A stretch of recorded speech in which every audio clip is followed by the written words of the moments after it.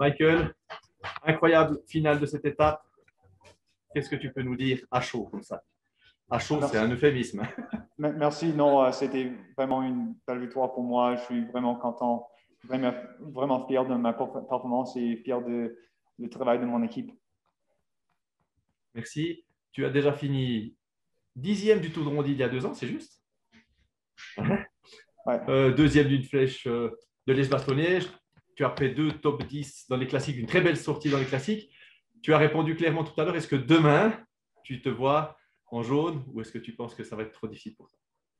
Ah oui, demain, ça serait vraiment spécial pour moi de porter le maillot, de commencer comme la dernière coureur pour le chrono, mais c'est presque certain que je ne vais pas garder le maillot avec Geraint, avec Richie qui sont si forts dans le chrono, ça serait dur, mais j'ai amélioré ma chrono, mais c'est presque certain que je ne vais pas garder le maillot.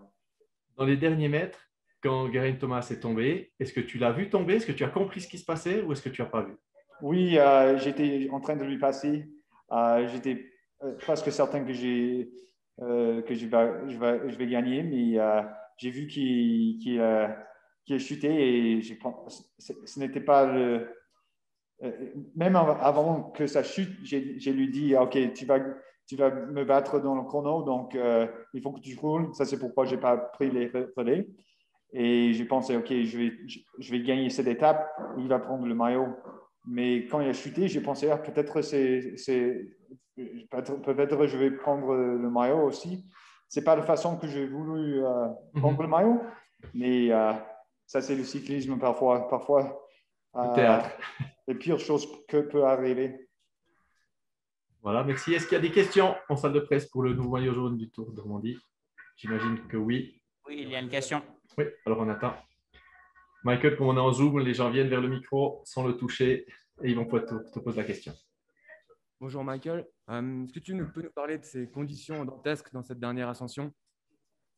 Ah oui, les conditions étaient horribles. J'étais si froide, ça faisait si froid et j'étais si froide à cause de la dernière descente. Euh, même avec 11 km d'y aller, j'ai porté une manteau qui était vraiment lourde, mais je n'avais pas la vouloir de l'enlever parce qu'il faisait si froid, mais j'ai pensé, OK, non, il est si lourd, il faut que je l'enlève. Quand je l'ai enlevé, j'ai pensé, oh, c'est froid, il fait froid. Mais c'était le bon moment de le lancer dans la bordure de la rue parce que j'étais beaucoup plus léger à cause de ça. Mais il faisait si froid, il y avait du pluie. C'était probablement 1 degré. Oui, c'était des dures conditions, mais aussi des conditions pour un Canadien. Merci Michael pour cette. Oui, autre question? Autre question en salle de presse? Oui, moi j'ai une autre question. Volontiers. Michael, vous avez terminé 4e de la Flèche Wallonne, 5e de Liège-Bastogne-Liège. Vous savez que vous étiez à ce niveau-là, que vous étiez capable de gagner aujourd'hui en arrivant sur le Tour de Romandie? Oui, à cause du Liège-Bastogne-Liège, j'étais vraiment, j'avais du confiance dans mes jambes. Euh, j'ai vu à Liège-Bastogne-Liège que j'étais un des plus forts grimpeurs dans cette course et quand tu es un des plus forts grimpeurs dans Liège-Bastogne-Liège, tu es capable de gagner une étape dans une montagne comme à Romandie. Donc, j'avais du confiance dans moi-même et quand j'ai venu ici, j'ai pensé, OK, peut-être je peux gagner cette étape. Merci Mike. Merci Michael.